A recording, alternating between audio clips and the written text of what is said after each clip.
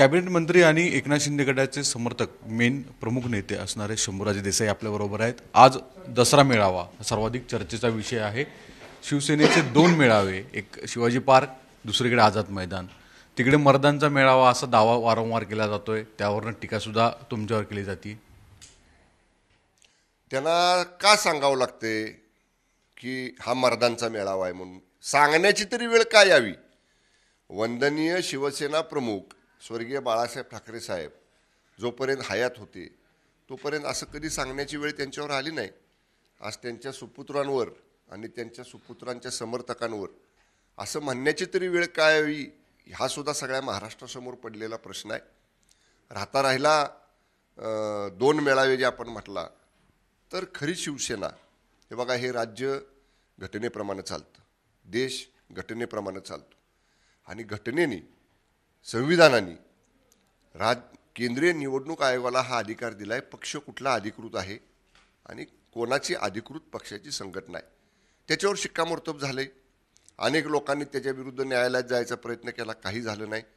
त्यामुळं धनुष्यबाणावर होणारा शिवसेनेचा दसरा मेळावा, ज्या धनुष्यबाणावरती वंदनीय शिवसेना प्रमुख स्वर्गीय बाळासाहेब ठाकरे साहेबांनी मेळावा घेतला, तो सच्च्या हिंदुत्ववादी विचारांचा मेळावा हा आझाद मैदानावर माननीय शिंदे साहेबांच्या नेतृत्वाखाली होणार आहे। त्यामुळं मी पाठीमागं सुद्धा माध्यमांना विनंती केली होती की आज जे आपले स्क्रीन आहेत ते शेअर करा, अर्धी अर्ध्या स्क्रीनवर आमची गर्दी दाखवा, समोरासमोर त्यांची दाखवा। आम्ही काही असं कुठं गर्वानं बोलत नाही, पण लोकांना वंदनीय शिवसेना प्रमुख बाळासाहेब ठाकरे साहेबांच्या ज्वलंत हिंदुत्वाची शिवसेना हवी आहे। कोणाच्या तरी सत्तेसाठी कोणाच्या तरी दावणीला लिहून बांधणारी शिवसेना लोकांना नको आहे। त्यामुळं आमच्या आजच्या मेळाव्यामध्ये राज्याचे प्रमुख माननीय मुख्यमंत्री शिंदे साहेबांचं राज्याच्या बाबतीतलं जे विजन आहे त्याचे विचार ऐकायला मिळतील। हिंदुत्वाची आपल्याला कशा पद्धतीनं कास वंदनीय शिवसेना प्रमुखांनी सांगितली ती घेऊन पुढे धरायची आहे ते सांगितलं जाईल। राज्य गेल्या 1.5 वर्षात ज्या योजना राबवल्या, कष्टकरी, कामगार, शेतकरी सर्व वर्गातल्या लोकांकरता त्याची माहिती राज्यापुढे दिली जाईल। ही एक बाजू असणार आहे विकासाची सकारात्मक, आणि दुसरी बाजू तिकडे असणार आहे ती टोमणे सभा। गेली 1.5 वर्ष आपण बघतोय की कुठंही विचार नाही, राज्याच्या विजन बाबतीत किंवा राज्याच्या प्रगती बाबतीत कुठलं धोरण नाही, केवळ टीका आणि टोमणे। त्यामुळे याच्यापेक्षा वेगळं तिकडं ठाकरे गटाच्या सभेमध्ये आपल्याला काही ऐकायला मिळणार नाही। महाराष्ट्रातली जनता, देशातली जनता आज आझाद मैदानावरनं माननीय शिंदे साहेबांचे ज्वलंत हिंदुत्वाचे, राज्याच्या विकासाचे विचार ऐकण्यासाठी आतुरलेले आहे। शिंदे साहेबांबरोबर अजून कोण कोण प्रमुख नेते तिथे भाषण करतील, संबोधित करतील? नाही, आता त्याची कल्पना नाही मला, कारण मी रात्री उशिरा आलो मतदारसंघातून। आमचे लोक आज सकाळपासून त्या नियोजनात होतो, लोक निघालेली आहेत, वाटेमध्ये आहेत। त्यामुळं नेमकं आता सभेच्या ठिकाणी गेल्यावरच तिथं समजेल की नेमकं कोण कोण, पण प्रमुख भाषण हे आकर्षण असणार आहे आज माननीय शिंदे साहेबांच्या विचारांचं। आणि खरे वारसदार वंदनीय बाळासाहेब ठाकरे साहेबांच्या ज्वलंत हिंदुत्वाचे वारसदार, निष्ठावान वारसदार विचारांचे, हे माननीय शिंदे साहेब, स्वर्गीय बाळासाहेब ठाकरे साहेबांचे विचार हे आजच्या सभेतनं महाराष्ट्रातल्या जनतेला देतील। देसाई साहेब, दुसरा मुद्दा की जरांगे पाटील यांचाच अल्टिमेटम संपतंय। मंत्रिमंडळ मराठा उपसमितीचे सदस्य आपण आहात, काय स्वरूपाची भूमिका राहणार आहे? कारण की वारंवार अल्टिमेटम ते देत आहेत, उद्यापासून त्यांचं उपोषण परत एकदा सुरू होतंय। मी याच्यापूर्वी सुद्धा सांगितलेलं आहे, गेल्या 1-1.5 महिन्यामध्ये खूप गतीनं आपण या मराठा आरक्षणाचा प्रश्न हा कायमस्वरूपी सुटावा आणि कायमस्वरूपी आरक्षणारं आरक्षण हे मराठा समाजाला मिळावं याच्यासाठी आम्ही काम करतोय। पहिला पर्याय आपल्या हातामध्ये काय आहे, तर जे आरक्षण, मराठा आरक्षण आपण हायकोर्टमध्ये टिकवलं वर्षभर, जे दुर्दैवानं सुप्रीम कोर्टामध्ये टिकलं नाही, ते न टिकण्याचं कारण काय, तर अनेक गोष्टी या मराठा समाजाच्या बाबतीतल्या ज्या माननीय सुप्रीम कोर्टासमोर यायला हव्या होत्या रिव्ह्यू पिटिशनमध्ये, त्या आल्या नव्हत्या।